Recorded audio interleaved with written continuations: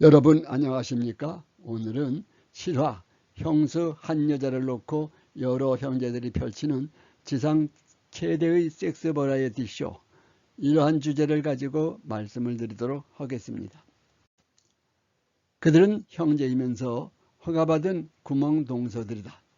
형수 한 여자를 놓고 같은 형제들이 펼치는 불꽃 튀는 섹스의 경연.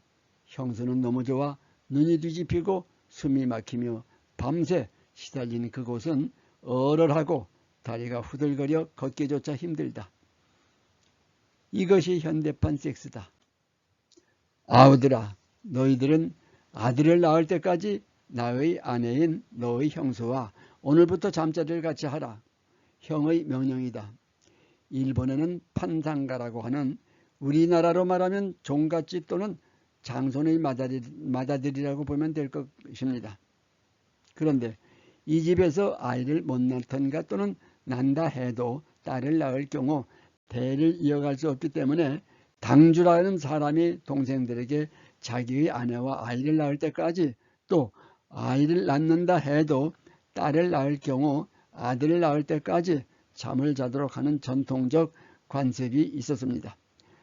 그런데 그런 집으로 시집을 간 며느리는 그 집의 관습에 따라 어쩔 수 없이 그 시동생들과 잠자리를 같이 하지 않으면 안 되기 때문에 그렇게 할 수밖에 없습니다.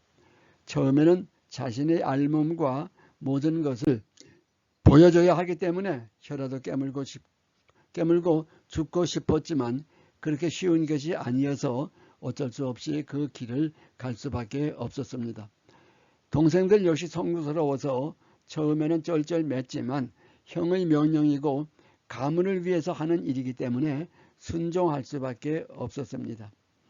문제는 남편은 장손이기 때문에 이미 나이가 좀 들어 있는데 비해 시동생들은 아직 팔팔한 젊은이며 그 중에는 아직 여자가 무엇인지 모르는 풋내기도 있어 형수의 입장에서는 난감했지만 어쩔 수 없이 상대를 해줘야 하기 때문에 그런 풋내기 시동생에게는 어린애에게 젖꼭지를 물려줘야 젖을 빨듯이 할 수 없이 자기 자신이 양다리를 V자형으로 쫙 벌리고 무릎을 올려 시동생의 고추를 자신의 거기에다 꼽아주고 엉덩이를 번쩍 들어서 고추가 잘 들어갈 수 있도록 하는 훈련도 시켜야 했습니다.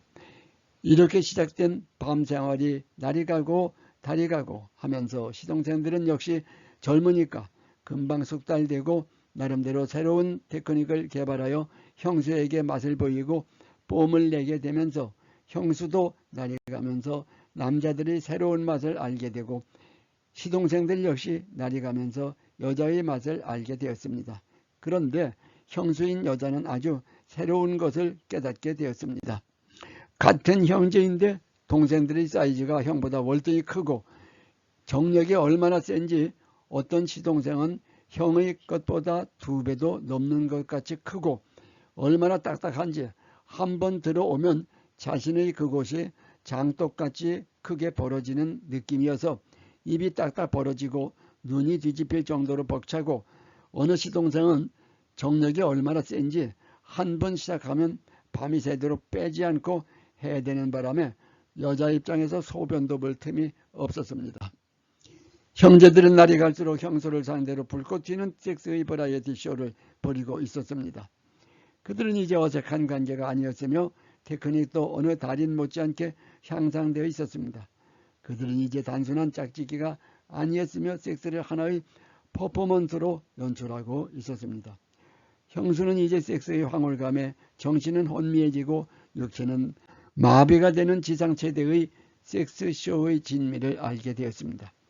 가끔은 본 남편이 들어와 그래도 남편이라고 건들지만 이건 시동생들과는 비교가 안 될 정도의 초라한 시든 고추에 불과했습니다. 그렇게 밤새도록 시달리고 나면 아랫도리는 얼얼하고 다리가 휘청거려 걸음을 제대로 걷기조차 어려웠으며 졸려서 아침 식사 준비를 하기가 힘들었습니다.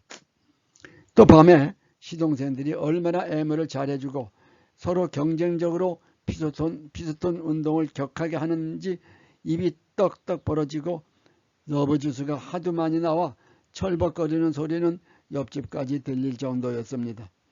더욱이 가장 어린 풋내기 시동생은 이제 여자 맛을 알고 나더니 죽기 살기로 필선 운동을 해야 되는 바람에 이건 완전히 형수의 몸을 마창을 내버리겠다는 시기여서 속수무책으로 당할 수밖에 없었습니다. 아이를 낳기 위해 시작한 시동생들과의 잠자리가 이제는 섹스의 향연을 펼치는 무대가 되고 연기자들이 된 것입니다. 시동생들은 이제 잘 훈련된 로마의 군대처럼 용감했습니다. 형수는 그들의 섹스의 훈련소였으며 도구였습니다. 형수의 배 위에서 구보도 하고 목표를 향해 사격 훈련을 했습니다. 그들은 이제 특등 사격수가 되었습니다. 게다가 시동생이 한 사람인 경우는 오히려 형보다 잠자리하는 시간이 더 많다 보니 누가 본 남편인지조차 분간을 못할 정도로 관계가 깊어지고 맙니다. 처음에는 어색했던 시동생들과의 형수는 이렇게 관계를 맺고 사는 것이 일본의 판상가 집안의 전통이었습니다. 여자들은 그 기막힌 맛을 알게 되고 나서는 여자로 태어나는 것을 너무 행복하게 생각되었다고 합니다. 이러한 관습은 판상가뿐 아니라 그 지방의 유지나 명문 가정에서도 알려진 비밀로 많이 행해졌다고 합니다. 지금은 표면상 그런 관습은 없어졌지만 그것이 하나의 토대가 되어 근친상간이 너무 많이 이루어지고 있다고 보고 있는 것 같습니다. 일본의 근친상간은 잘 아시는 바와 같이 대단하다고 할 수 있습니다. 아버지와 딸보다도 오히려 어머니와 아들의 관계가 더 많은 것 같은 느낌입니다. 대부분은 아들이 사춘기에 어머니를 덮쳐 벌어지는 경우가 많지만 어머니가 아들을 유혹해 이루어지는 경우도 상당해 보입니다. 그렇게 맺어진 어머니와 아들의 관계는 결국 아버지와 아들은 소위 구멍동서라는 관계가 되어 알려진 비밀로 어머니가 죽을 때까지 계속 유지되는 경우가 많습니다. 남녀란 상대가 누구이든 몸을 통해 한 번 관계를 맺게 되면 그 다음부터는 하나의 남자와 여자로 바뀌어버립니다. 그렇게 멀리 생각되었던 사람도 몸을 한번 섞고 나면 그 벽에 가까워지고 또 섹스는 하면 할수록 좋아지는 속성이 있어서 상대가 누구이건 섹스만 생각하게 되는 것입니다. 국가와 민족 그리고 문화에 따라 근친상간에 대한 인식이 다르기 때문에 단적으로 말하기는 어렵습니다. 구독과 좋아요는 더 재미있는 얘기를 전하는데 큰 도움이 됩니다. 많은 성원을 부탁드리며 오늘 말씀 여기서 마치겠습니다.